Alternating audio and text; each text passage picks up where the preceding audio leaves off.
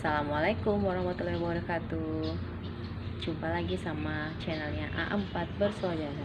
Jangan lupa ya teman-teman buat subscribe dan dukung terus channel ini agar kita semakin semangat membuat video-video yang bermanfaat. Siang ini maminya A4 lagi di luar rumah. Cuacanya sangat cerah hari ini, bisa dilihat. Siang ini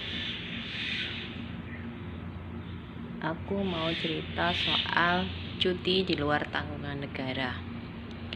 Jadi teman-teman, baik yang PNS maupun yang belum PNS, kadang ada yang bertanya sama aku, kok kamu dulu kerja sekarang nggak kerja sih? Emang bisa PNS? Apa kamu udah keluar dari PNS? Jadi jawabannya adalah karena aku sekarang lagi ambil cuti di luar tanggungan negara. Apa sih cuti di luar tanggungan negara itu? Kalian kalau pengen tahu bisa lihat di peraturan tentang peraturan PKBKN ya tahun 2017 nomor 24 ya.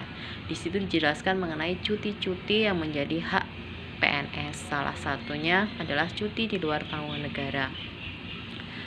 Jadi cuti ini adalah cuti yang diberikan kepada PNS yang sudah bekerja selama 5 tahun berturut-turut dengan yang diberikan karena alasan tertentu dan bersifat mendesak. Apakah alasannya itu? Menurut PKBKN nomor 24 tahun 2017 itu ada beberapa alasan. Yang pertama adalah kalau kita mengikuti suami atau istri kita yang melaksanakan tugas belajar di dalam maupun di luar negeri, dan juga mengikuti atau mendampingi suami atau istri yang bekerja di dalam maupun di luar negeri. Kemudian juga ada karena alasan ingin memiliki keturunan. Ya, dalam artian mungkin ini lebih ke secara medis ya, mungkin seperti kayak bayi tabung atau mungkin program lainnya. Kemudian juga bisa karena ingin merawat anak-anak yang berkebutuhan khusus maupun anak yang harus mempunyai kayak harus dirawat dengan secara khusus, atau juga merawat ataupun mendampingi orang tua maupun mertua yang sakit. Kayaknya bisa dibaca lah semuanya di PKBKN itu, semuanya lengkap komplit dari persyaratan, kemudian juga cara-cara pengajuan. Namun ada satu yang harus kita ingat ya teman-teman, kalau kita memilih mengajukan cuti di luar tanggungan negara, yaitu konsekuensinya lumayan sih. Selain syaratnya tadi harus sudah PNS selama 5 tahun, bekerja selama 5 tahun berturut-turut, kemudian kita harus siap, yaitu nggak gajian lagi. Itu karena kalau cuti lain kan kayak cuti sakit, cuti melahirkan dan segala macam itu kan kita masih dapat gaji pokok ya, mungkin hanya dipotong uang makan nggak dapat, dan untuk tunjangan profesi atau mungkin tunjangan lainnya itu masih bisa dapat atau mungkin dipotong berapa persen gitu. Tapi kalau ini kita sama sekali nggak dapat gaji. Itu yang pertama. Kemudian yang kedua, ada resiko yang harus siap kita terima kalau kita mengajukan kita mau balik lagi lah setelah cuti kita selesai. Yaitu yang pertama, kabar baiknya kita masih bisa diterima di tempat kita sebelumnya bekerja kalau masih ada lowongan untuk kita yang sesuai dengan jabatan kita sebelum kita cuti. Yang kedua adalah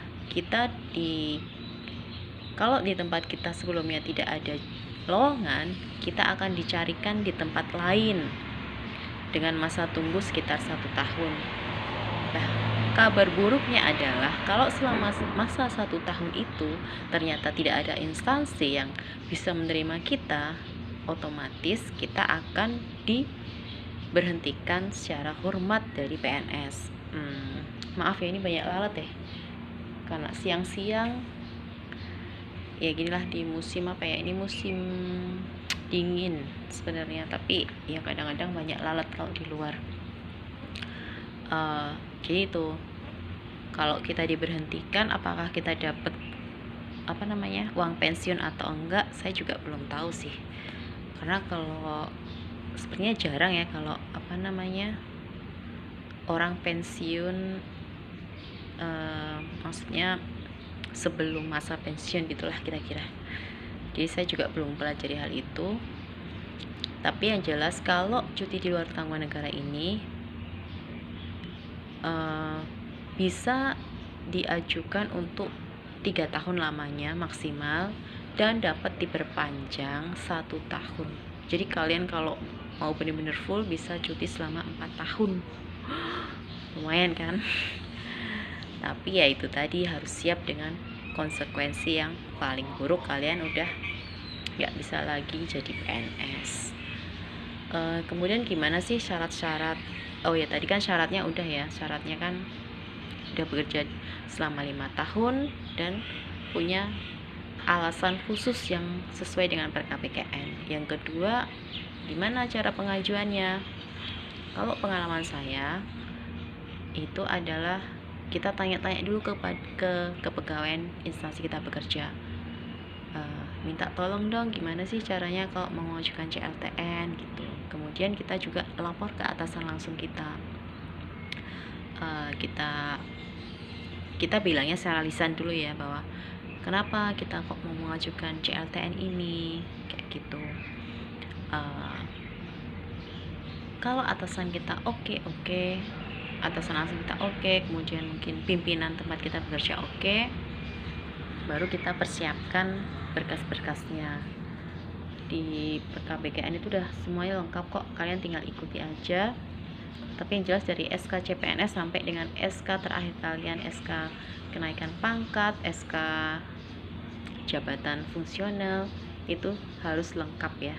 Jadi kalian lengkapi semuanya, nggak perlu yang asli, cukup yang fotokopi aja. Kemudian juga ada kartu PNS itu juga kartu pegawai itu juga disiapkan, dan lain-lainnya, pokoknya sesuai dengan permintaan dari kepegawaian dan juga aturan yang ada aja. Kalian setorkan ke kepegawaian, nanti kepegawaian yang akan mengurus semuanya, mengirim ke pusat, karena SK ini nanti tergantung kita di mana ya. Maksudnya kalau kita PNS kementerian, tentu ini akan sampai ke menteri. Kalau kita di instansi daerah atau provinsi, ya tentu yang menandatangani adalah gubernur ataupun wali kota atau